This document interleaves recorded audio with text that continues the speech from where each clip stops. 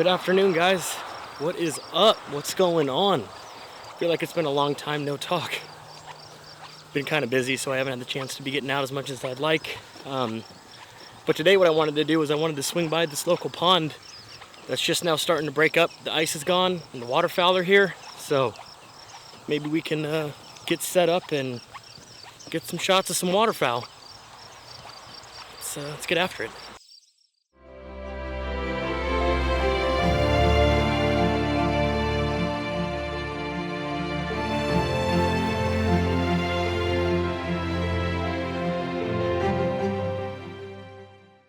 So first and foremost, I'm going to apologize for any sort of road noise you guys hear. We're not far off a main road, so just expect to kind of hear that road noise for the entire video. But right now we got a muskrat. We got a muskrat swimming right by us on our way out. I don't know if you're going to be able to see it. I know the focus is being dumb, but it's right there swimming around. Never really know what you're going to run into out here. There's been a whole bunch of beavers I've seen. I've been scouting this location a lot over the last few weeks. So we got the waders on today, and on the hike out I kind of wanted to bring up 3 things that I really want to talk about with you guys today. Stress the importance of, not that they're rules or anything you guys don't really know, but I just feel like there's three things that are almost non-negotiable in wildlife photography. Most photography anyways. The first one being good light. Like, I know it's beat to death, but we'll get more into depth about it when we're sitting out there. But the first one is good light, second one is a low angle, and the third one is going to be patience. Those 3 things, whole bunch of horned grebes out there. We'll head that way. Like I said, those 3 things in my opinion are going to be non-negotiable if you want to really get after wildlife photography. So let's hike on out to this shore bank, get the backpack off, get the 3D camo set up, and see what we can get into. Alright, so really interested in, there's a pair of buffleheads out here, and they're definitely one of my favorite ducks. And I see 2 drakes right now, a couple horned grebes that I would love to get nice pictures of, but it's going to be a waiting game, because when I hike out there they're going to disappear. I'm going to have to wait for them to come back, but that's okay. We'll get out there and we'll get set up and see if they want to play ball today.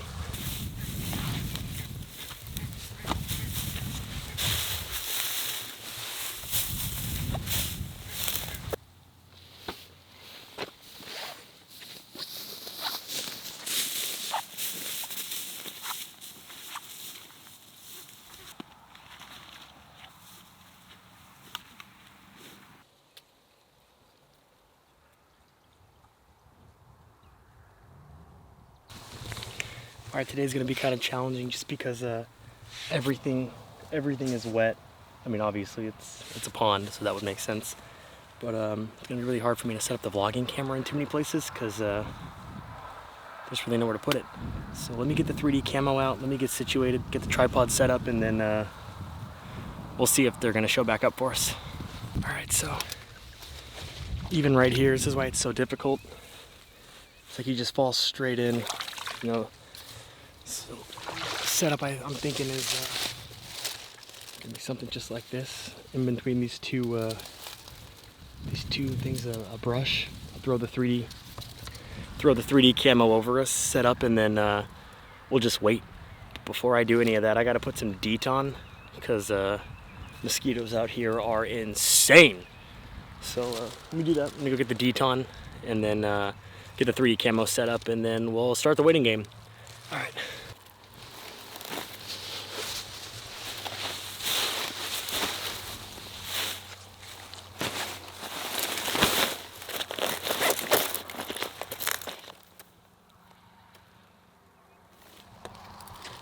Let me tell you, man, this stuff is a lifesaver. I'm sure it's not good for you. It can't be good for you. There's like 9,000 warnings associated with it, but it keeps the mosquitoes away, so put some of that on the hat, and then we'll get set up.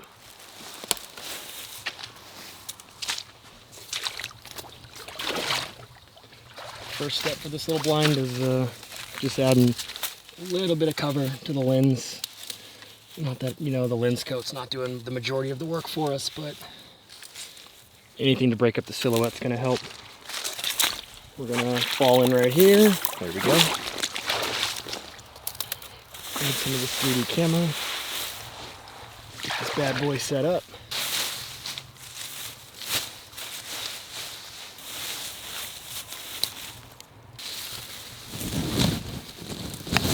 Alright, so obviously this isn't perfect, but our silhouette's broken up. Lens is nice and covered, camera's stable, and we got that low perspective that we'll talk about a little bit later. And now I'm just gonna sit here and hopefully wait for some drakes to show up. Alright, this is just the setup right now. Got a little peephole through the 3D camo. There's 2 drake buffleheads right now at like my 2 o'clock, probably 20 meters out. Just he keeps diving down, eating, but that's it. I'm gonna stay quiet for a little bit. If he goes closer to us, hopefully we'll get some shots. If not, we'll start talking about those 3 principles that I think are so important for wildlife photography. And while we sit here and wait, I want to show you guys what I've been up to the last few weeks. I've been making a bunch of trips down to Denali National Park. So while we sit here and wait, I'm gonna throw up some highlight images because we got some really cool stuff over the last few weeks. So enjoy these. I had a blast taking them, and we'll sit here and we'll wait for these buffleheads.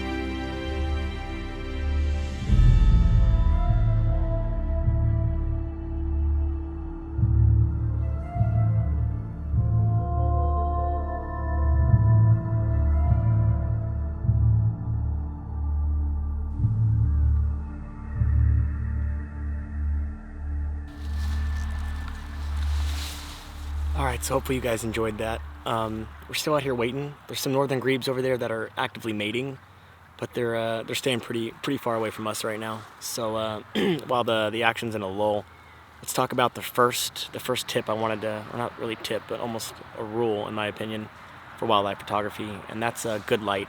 And that shouldn't be a surprise. You know, good light dictates all of photography. It doesn't matter what genre, what brand, what you're doing.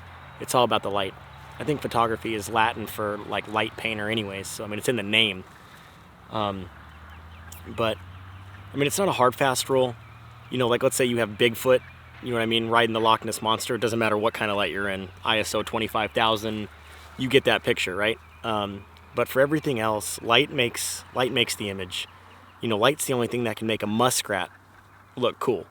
You know, you got that beautiful golden hour in the morning and in the evening. Just try to avoid that midday sun. You know, like for instance, when I was down in Denali, those images you just looked at, everybody was leaving the park by, you know, 5 or 6 o'clock at night. And I'm like, what are you guys doing? You know, this is when you should be driving in. This is when the action starts. The animals start moving and the light is beautiful. So plan your trips and plan your outings around the light. I know it's not always possible, but when able, try to avoid midday sun. All right, we got that bufflehead moving back in right now, so I'm gonna put the vlogging camera back down and fingers crossed he heads this way, so yep.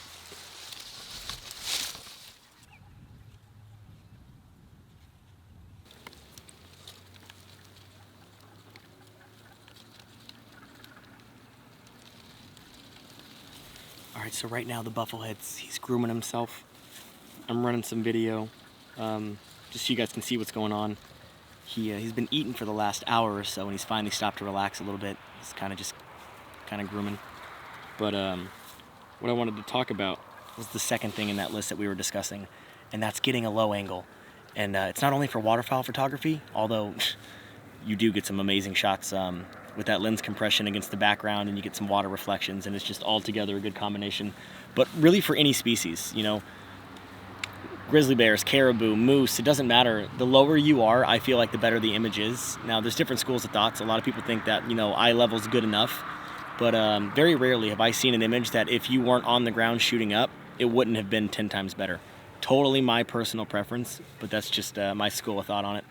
I'm not going to beat that too much to death because it's pretty self-explanatory, but I'm going to give this specific spot about 15 more minutes, and then I'm going to pack up and move further down the pond.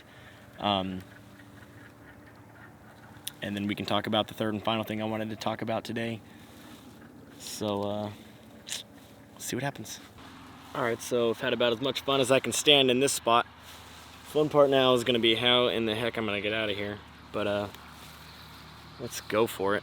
Make sure I'm not hung up on anything. What I don't want to do is slip into the pond. I know it's going to be pretty deep right here, but let's take it slow, I guess. And here we go. Oh, there it is. Alright, sweet. Set this bad boy down, and let's move back towards that end of the pond and see if anything's moved up closer to shore. Let's do it. Alright, get ready for it. Get ready for it, and muskrat. Of course, right? Nothing's came within, 10 feet of me.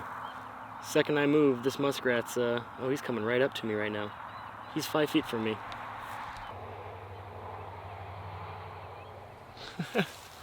Wouldn't it? That's another thing. Maybe I gotta add that to the list for wildlife photography. Just if you want to see something happen, get up and leave your spot. Because it's almost guaranteed to happen, just like hunting. But, alright, I'm gonna finish packing up and then we'll head back to the other side of the pond.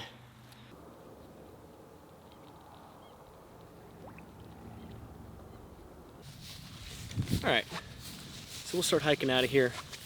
I was going to wait to talk about the third point until we got to the next spot, but geez, if that doesn't tell you wait for things, if that doesn't explain patience in a nutshell, nothing will. The second I got up and moved, had some pretty cool action with the muskrat. So don't be a drive-by wildlife photographer is all I'm really saying, Those guys who take 2 or 3 pictures from the side of the road, and then they leave, right? They never develop like that relationship with the animal. They never observe the behavior or do anything substantial with the animal. You can always kind of tell those images. Call them drive-by wildlife shooters. I don't recommend it. I mean, nothing wrong with it. It's just if you want to start getting some meaningful images, images that not a lot of people are going to get, then you got to be willing to put the time in, sit with the animal, and invest is all I'm saying. If you're gonna go out and do wildlife photography, might as well go out and do it right? Get some patience, settle in, and you're gonna find yourself getting better images than you ever did before. So let's head over to the other side of the pond now and see what's moving.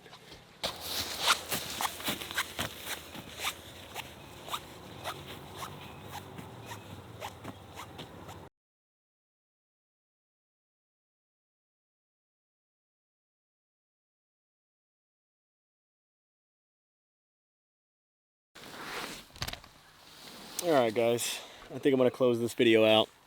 I know it wasn't really exciting or spectacular in any way, but it was just nice to get back out with you guys, talk a little bit about what I've been doing, kind of get out, look at some waterfowl, enjoy nature a little bit.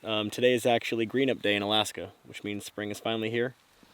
Yesterday, none of that green was there on the mountains, so it's a good day. It's a good day. Hope you guys enjoyed it. Hope you took something out of it. Like I said, light, low, and patience are going to be the keys to success in wildlife photography. But leave a comment below with some stuff you'd like to see. Would you like to see more editing stuff? Would you like to go on a trip to Denali with me? Are you guys cool just hanging out? Or what is it that you guys are into, so I can start helping you guys out? The whole purpose of this channel is not just to make a video to make a video, you know. I'm trying to make a video to teach you guys something. So if there's no value in the videos that I'm making, then there's really just no point in making them.